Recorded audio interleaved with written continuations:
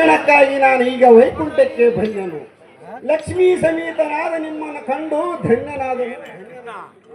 ದೇವ ನಿಮ್ಮ ಪಾದ ಪದ್ಮಗಳೇ ವಂದಿಸುವ ದೇವ ದಿವ ಪ್ರಭಾವ. ನಿಲ್ಲಿಸುವ ಬ್ರಹ್ಮೋತ್ಸವ ಅದು ಏನು ತಿಳಿಸು, ನೀನು ಬಂದು ಕಾರ್ಯವ. ವಿಘ್ನಪುರ ಮಗ ರಾಮೇಶ್ವರನವರು ನಮ್ಮ ಪಂಪಚಾತ್ನವ್ರಿಗೆ 500 ರೂಪಾಯಿ ಕಾಣಿಕೆ ಹಾಕೊಟ್ಟಿರ್ತಾರೆ, ಅವರು ಸ್ವೀಕರಿಸಬೇಕಂತ ವಿನಂತಿ.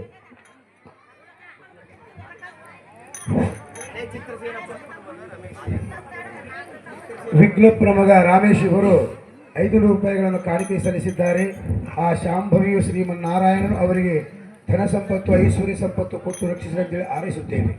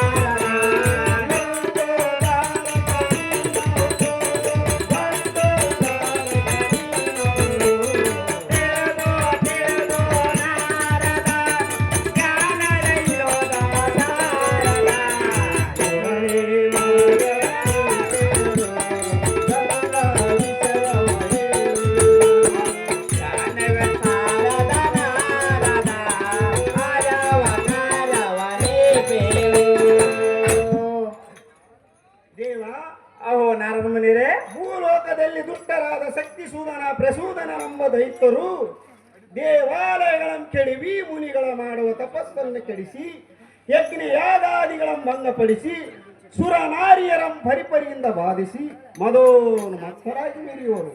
ದೇವ ನಾರದ ಬರಬರಿ ಮಾರಣ ಕುಳಿ ಬಂದತೆ ಅದಕ್ಕೆ ಬಂದಿರುವುದು. ಅವರು ಇಷ್ಟರಲ್ಲಿ ವೈಕುಂಠಕ್ಕೆ ದಾಳಿ ಮಾಡಲು ಬಂದರೂ ಬರಬಹುದು. ಬರಲು ಬರೀ ಆದ ಕಾರಣ ದುಷ್ಟ ರಕ್ಕಸರ ಮತ ಮಾಡಿ ಸದ್ಭಕ್ತರ ರಕ್ಷಣೆ ಮಾಡುವುದು ಬಿಟ್ಟು ನೀನೇ ಈ ರೀತಿ ಶೇಷ ಸೈನ್ಯನಾಗಿ ಲಕ್ಷ್ಮೀ ಒಡೆನೆ ಆನಂದ ಪರವಶನಾದರೆ ಭಕ್ತರ ಗತಿಯೇನು ಸ್ಥಿತಿಪಾಲನೆ ಲಕ್ಷ್ಮೀ ರಮಣನೆ. ಶಾರನಂದನ ಬಿಡಿ ಬಿಡಿ ಯೋಚನ ಕಾಲು ಚಕ್ರವು ಚದಾಚರಣದಲ್ಲಿ ಇರ್ತದೆ. ಆದರೆ ಈಗ ಲೋಹಾವತಿ ಮದಂದರಿಗೆ ಅರಣ್ಯವರ ಬಲದಿಂದ ಅತಿಗರು ಬಂದಿರೋದು ನಾರದ. ಇನ್ನು ಕೆಲವು ಕಾಲದಲ್ಲಿ ಅವರು ಗರ್ವ ಅವರನ್ನೇ ತಿನ್ನುವುದು. ಹಿಂದಕ್ಕೆ ಇವರಂತೆ ದೇಶ ಸಾರಿದ ಸೇರಿ ನೀನನ್ನ ಹರಿದನೇ ಹೇಗೆ ಮುರಿಯವರ ಕಾಲ ಕೂಡಿ ಬರ ತನಕ ಕಾಯಬೇಕು. ಇಷ್ಟೇ ನಮ್ಮ ದೈವ ಸಂಸ್ಕೃತವಾದ ಕಟ್ಟಿವ ಇದಕ್ಕೆ ಸಮಯ ನೋಡಿ ಸೇರಿಸಲು ಯಮ ಸಾಧನ. ಶಕ್ತಿ ಸುಗಣ ಪ್ರಸುಗಣ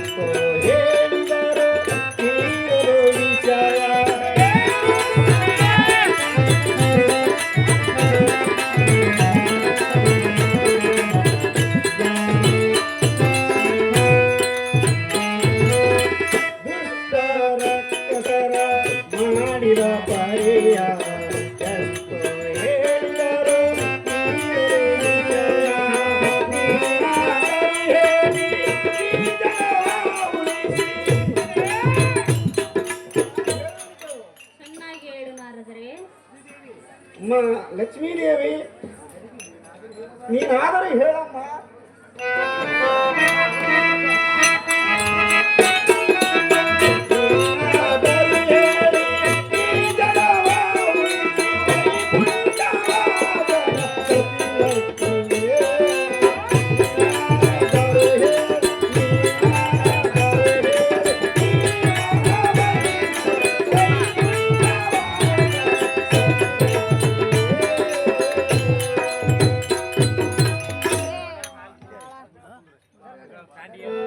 ಅಮ್ಮ ಲೋಕಮಾತೆ ಕ್ಷೀರ ಸಾಗರನ ಸುತೆ ಈ ಜಗತ್ತಿಗೆ ಬಂದ ಆಪತ್ತು ಪರಿಹರಿಸಿ ಭಕ್ತರನ್ನು ಕಾಪಾಡಿ ಜಗದುದ್ಧಾರ ಮಾಡಿರಂದು ಈ ಜಗನ್ಮಾಯನಿಗೆ ನೀನಾದರೂ ಹೇಳಮ್ಮ ಜನನಿ ತ್ರಿಲೋಕ ಪಾವನಿ. ವೀಣಾಪಾಣೆ ಆದ ನಾರದರೆ ನಮ್ಮ ಲೋಕಮಾತೆ ಈ ಜಗತ್ತಿಗೆ ಬಂದ ಆಪತ್ತನ್ನು ಪರಿಹರಿಸೆಂದು ಈ ಚೆನ್ಮೈಗೆ ಹೇಳುವನು. ನಾರದರೆ ಅಮ್ಮ ಲೋಕಮಾತೆ ನಾನು ಹೇಳುವುದಂತೆ ಕಾಂತನಿಗೆ ಹೇಳಿಕೊಳ್ಳುವ. ನಾರದ ಬಿಡು ನಿನ್ನದ ಮನೆಯ ಸಂಶಯ. ಆಗಲಿ ತಾಯಿ. ಓಹೋ ಕಾಂತ, ಅಯ್ಯ ಕಾಂತಿ ನಾರದರು ಹೇಳಿದಂತೆ ಜಗತ್ತಿಗೆ ಬಂದ